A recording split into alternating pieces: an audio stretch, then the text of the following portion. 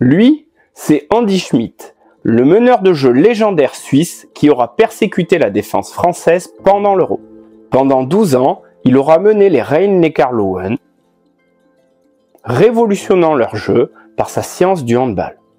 Au point où il sera élu meilleur joueur du championnat d'Allemagne en 2014, 2015, 2016, 2017, 2018. Rapidement, on se rend compte que, au-delà d'être un joueur exceptionnel, il a su nouer une relation particulière avec les différents pivots qui ont évolué avec lui.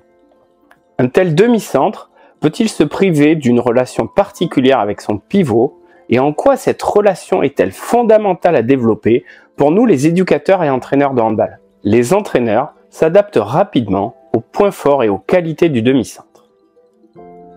Face à un demi-centre qui tire de loin, ils vont organiser un contre ou demander à son défenseur de mettre de la profondeur.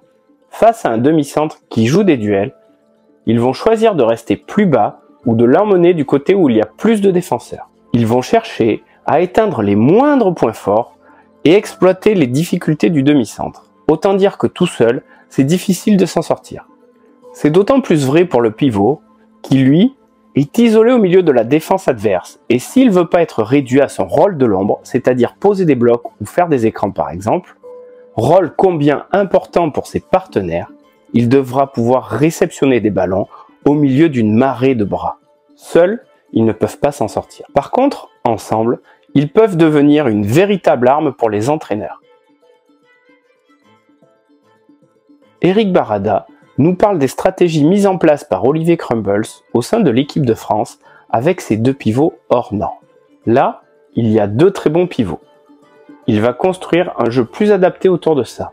Le jeu avec et autour du pivot s'est transformé en équipe de France.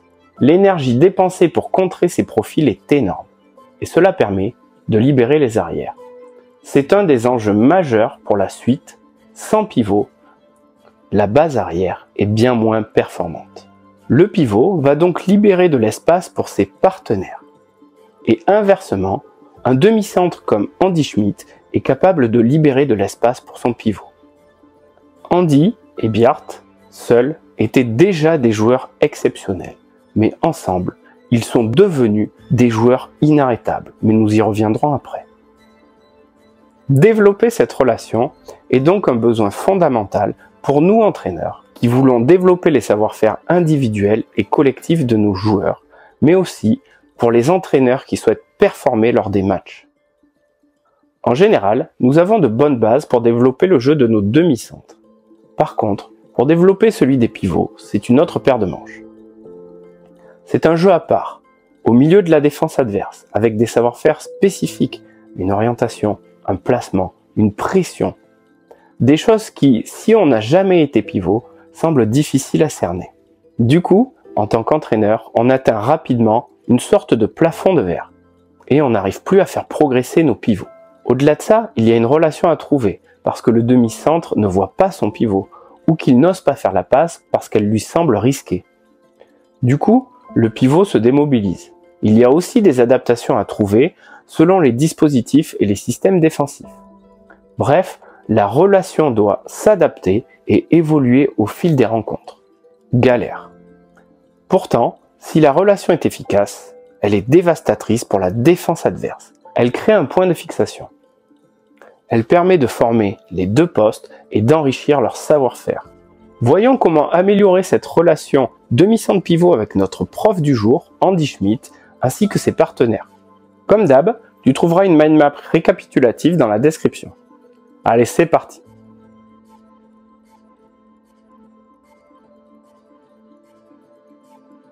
Imagine, on découvre de nouveaux joueurs et un nouveau groupe. Et lors des premières séances et du premier cycle, on décide d'améliorer la relation entre le demi-centre et le pivot. Première séance de travail. Les demi-centres tentent des passes au pivot, mais le ballon franchit la ligne de fond. Les pivots ne les attrapent pas, ou les passes sont mal adaptées. Des fois, le pivot fait un amorti poitrine parce qu'il oublie de mettre ses mains, quand il ne court pas devant le ballon. On dirait un défenseur. Autant dire qu'il y a du boulot. Mais Andy Schmidt est là pour nous montrer la voie et nous permettre de développer cette relation en acquérant les fondamentaux. Suisse-France, Euro 2024. Jeu à 7 des Suisses qui aura donné des sueurs froides à l'équipe de France pendant l'ensemble du match. Le pivot se déplace tranquillement avec la défense pour se faire oublier et ne pas se lancer dans un combat inutile, en attendant que le magicien arrive. Là, il est arrière gauche. Habilement, et sans trop forcer, le pivot gagne une position qui lui permettra de réceptionner la passe facilement, puis de tirer rapidement. Il est sur l'axe ballon milieu du but avec les pieds orientés vers le ballon. Son écart d'appui est large, ce qui éloigne le défenseur de l'endroit où il demande le ballon, ici, à la zone.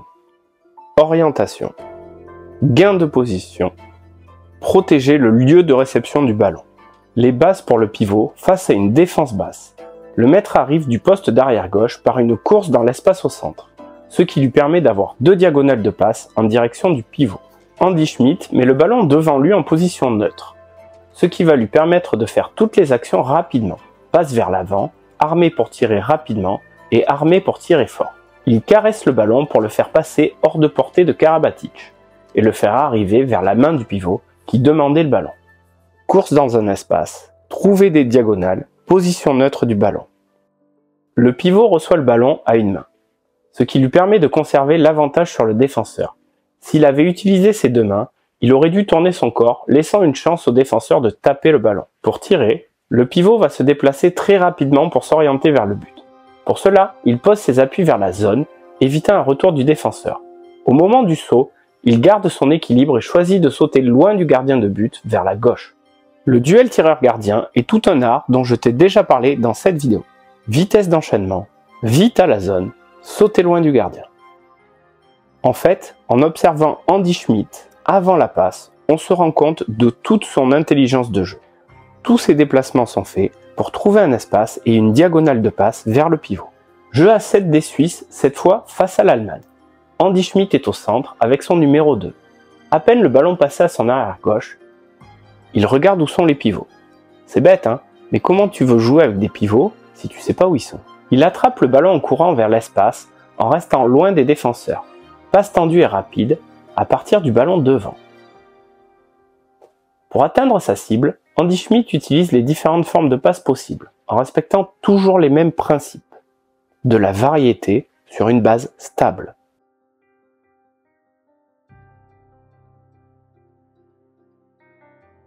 Du coup, ça devient injouable pour les défenseurs.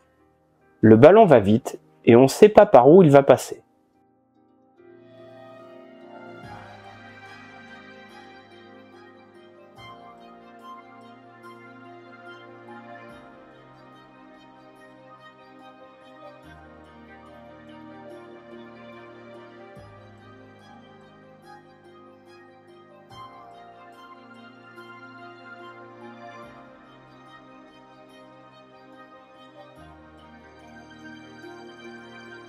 Chirurgical. Sauf que tout cela n'est possible qu'à 2 conditions. 1. Que le pivot gagne une position. Pour s'offrir un espace de réception, il écarte les pieds et s'assoit, et reste équilibré et le plus droit possible. Ouais, parce que notre demi-centre peut faire des passes magiques, s'il n'y a pas ça, ce sera difficile pour le pivot de réceptionner le ballon, ou encore d'aller tirer rapidement. 2. Être à distance du défenseur quand on est demi-centre. Et surtout de ses bras, pour pas se faire attraper, voire contrer.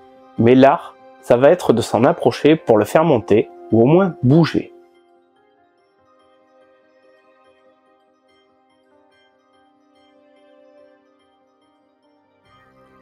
D'ailleurs, il le dit lui-même.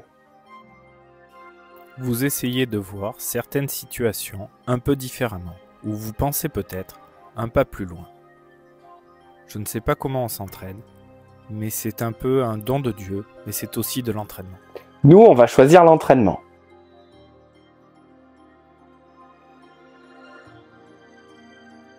Mais bon, faut quand même avouer qu'il a un don pour utiliser son corps pour protéger le ballon et faire cette passe au millimètre.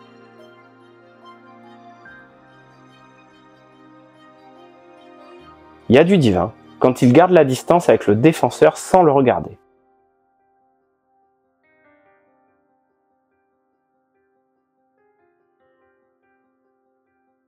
J'avoue, et cette passe.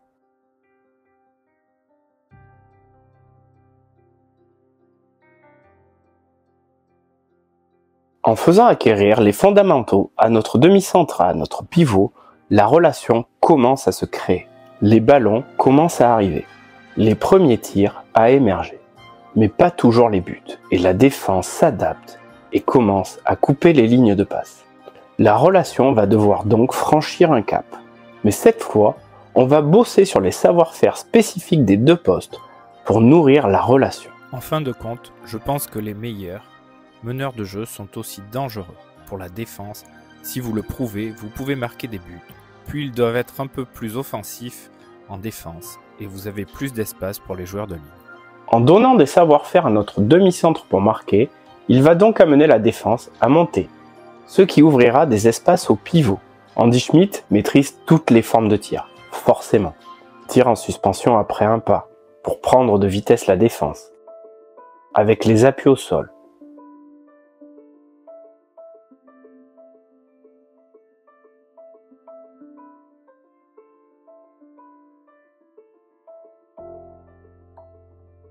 Sauf qu'en y regardant de plus près, Andy Schmidt prend souvent le gardien à contre-pied.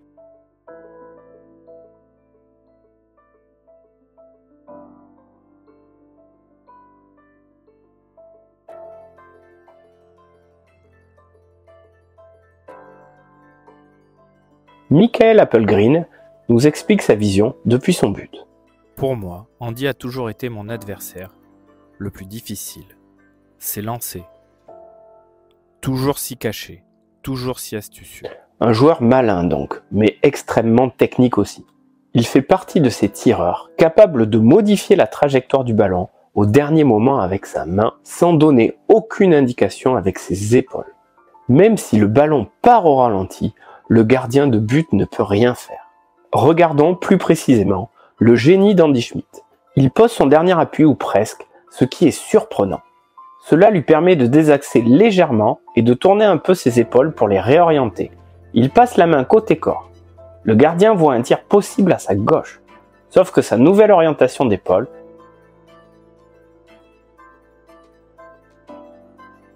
lui permet de tirer à droite du gardien. Un don de Dieu et du travail, comme dit Andy Schmidt.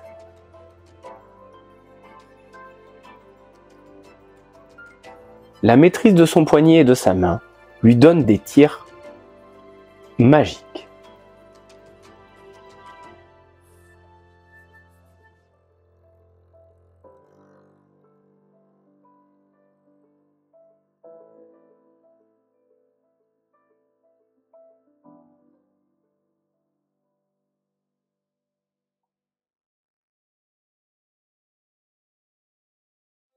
Voyons de plus près ce que nous pouvons en tirer pour nos joueurs et joueuses.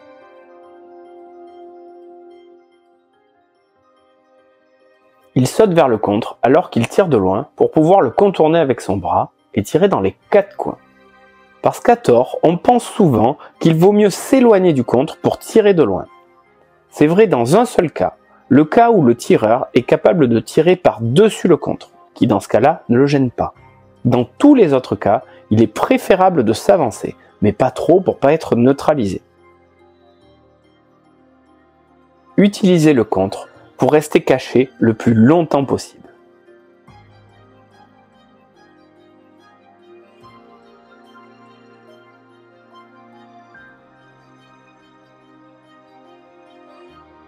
Inarrêtable. À partir de là, le demi-centre doit toujours avoir deux options. Le tir et la passe. Le reste, c'est de la lecture de situation. Toujours voir ce que propose le défenseur. Dans le cas d'Andy Schmidt, c'est chirurgical. Le défenseur monte à peine, passe. L'utilisation du poignet peut aussi être transférée au savoir-faire de passe.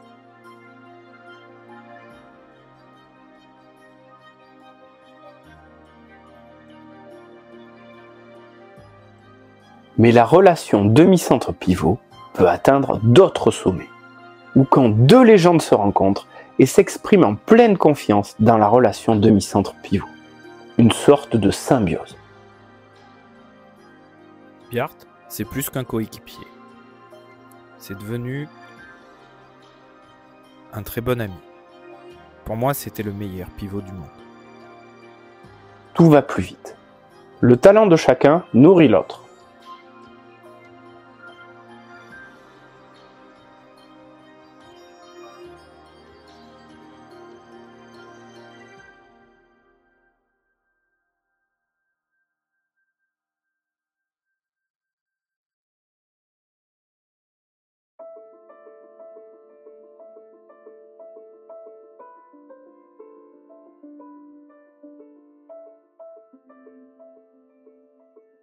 Ce qui est intéressant, c'est que même si un des membres de la relation change, les acquis perdurent pour notre demi-centre. La culture est acquise, mais les automatismes seront à trouver.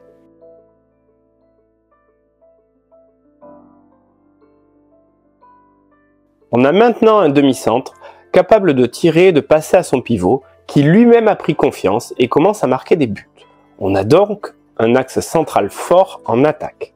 Mais forcément, la défense adverse va s'adapter en cherchant à densifier le secteur central.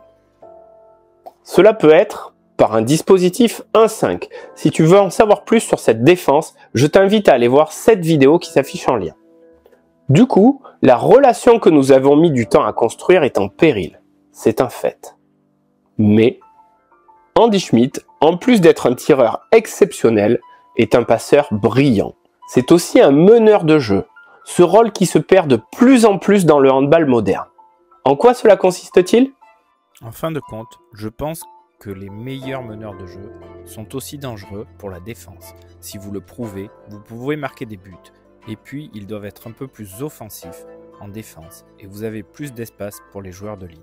Le plus important, c'est que vous contrôliez l'attaque, que vous contrôliez aussi vos coéquipiers, que vous rendiez vos coéquipiers meilleurs, que vous ayez l'œil pour la situation, quand il faut être calme, quand il faut être rapide, quand il faut accélérer par exemple. La prochaine étape de la formation de notre demi-centre, après avoir formé un axe fort avec le pivot au centre, est de créer des relations avec chacun de ses partenaires autour, comme Andy Schmidt.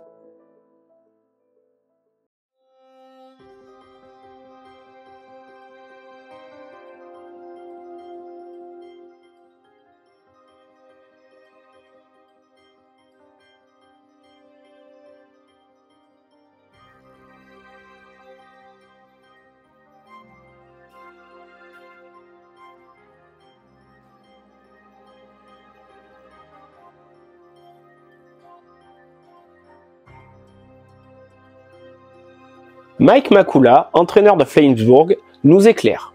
Je suis vraiment content que tu partes enfin, que tu quittes la ligue, que tu ne me déranges plus, que tu ne continues pas à me voler du sommeil parce que j'ai passé des heures devant mon ordi à essayer d'analyser seulement toi, parce que tu étais bien sûr le pivot de tout ce jeu du côté des Lions. Et tirer tout ça ici, par l'oreille, par l'œil, par le maillot, par le short et avec les pieds sur terre, et ouais. J'y comprends toujours rien aujourd'hui, t'as fait très très fort, t'étais quelqu'un qui arrivait toujours à se cacher, à ne pas montrer clairement ce qui se joue. Il n'y avait pas moyen de voir quand. Tu communiques vraiment très très créativement avec tes partenaires. Ça, c'était incroyablement difficile. Facile à dire, mais comment s'y prendre? Je pense qu'il faut se concentrer sur le sport, il faut se concentrer sur le handball, il faut suivre les joueurs ou suivre les équipes aussi, et essayer de cultiver un petit peu, de l'entraîner à l'entraînement. D'être aussi toujours en connexion avec votre arrière-gauche ou votre arrière-droit et les joueurs de ligne. Que vous essayez des choses, que vous essayez aussi. Vous avez le courage de l'essayer dans le jeu. Ce n'est pas réussi dès le premier coup, mais donc vous devez développer vos compétences et développer votre créativité. Et c'est la chose la plus importante, je pense, que vous ayez le courage d'essayer de nouvelles choses.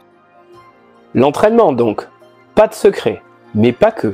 Ce qui rend Andy Schmidt spécial, c'est qu'il réfléchit beaucoup à ses tactiques avant les matchs. Il anticipe beaucoup comment les choses vont se passer sur le terrain. Il a un petit signe, un petit mot avec presque tous les joueurs sur le terrain, où tous savent, ou les deux savent, maintenant vient cette passe, maintenant je dois courir comme ça. Ce sont des trucs que je n'ai pas souvent vus chez les autres joueurs. De l'analyse vidéo pour comprendre et anticiper comment va réagir la défense adverse et y semer le trouble, comme nous l'indique Hendrik Pekeler. En fait, c'est ça qui était dur pour les adversaires, c'est qu'on savait jamais ce qu'il allait faire. D'où vient la passe, quand est-ce qu'elle arrive? C'était toujours un coup dur pour nos joueurs sur le terrain, à calculer ou à évaluer. Pour en finir avec Andy Schmidt, ce joueur légendaire, il est aussi capable de briller dans des rôles qui ne sont pas appropriés à un demi-centre classique. Ici, à l'époque de la chasuble, où pour rentrer sur le terrain et créer un surnombre, il fallait mettre une chasuble. Dans ce cas-là, il n'y avait plus de gardien de but. Lui est au gardien.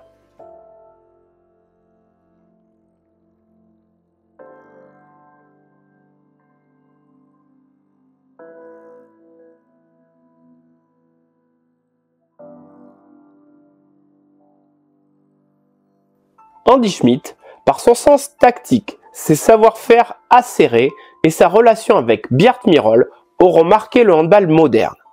Un don de Dieu et beaucoup de travail qui doivent nous inspirer à construire cette relation entre le demi-centre et le pivot dans nos équipes. Un gros travail technique, tu l'as compris, qui est bien souvent laissé de côté par les entraîneurs et c'est bien dommage. Pour t'en convaincre, je t'invite à aller voir cette vidéo de Luc Steins où tu découvriras qu'il est important de développer chacune des qualités de nos joueurs pour en faire de grands joueurs. Et je te dis à très vite pour une prochaine vidéo.